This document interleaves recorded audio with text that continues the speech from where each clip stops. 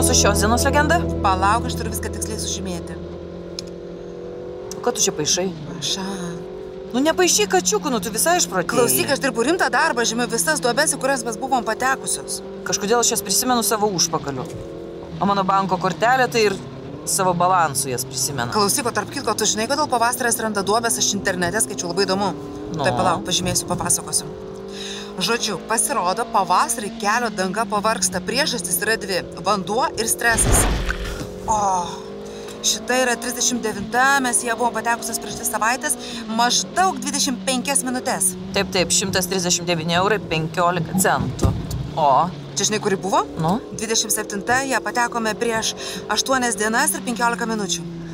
Klausyk, tos duobės, jos dings kada nors? Duobės? Duobės niekada nedings. Jeigu visatoje yra kas nors amžina, tai yra duobės. Ir antsvaris. Vėl tu man priekaištauji, vėl užuominas mėtai. Taigi aš sakiau, aš nebevalgau. Na, vakare nebevalgau. Aš tikrai neberyju saldumynų. Man atrodo, kad mano užpakalis užkandžiavo slapta nuo manęs. Nežinau, gal jisai iš oro siurbia kažkaip tas kalorijas. Aš tau sakau rimtai. Šitos tai anksčiau nebuvo. Tikrai. Aš ją pažymėsiu ypatingai. O, žiūrėk, ir kažkas su mašina darosi. Galiu kačiuką nupiešti? Tu dabar pieškiau, ką nori. Man atrodo, kad šakės.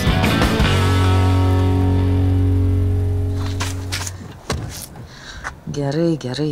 Paskambinsiu aš tam tavo draudimui. Alio? Labą dieną. Labai reikalinga jūsų pagalba. Taip.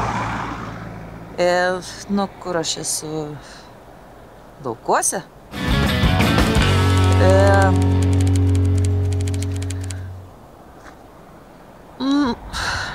Nu, ženklas matosi, kad ne pagrindinis kelias.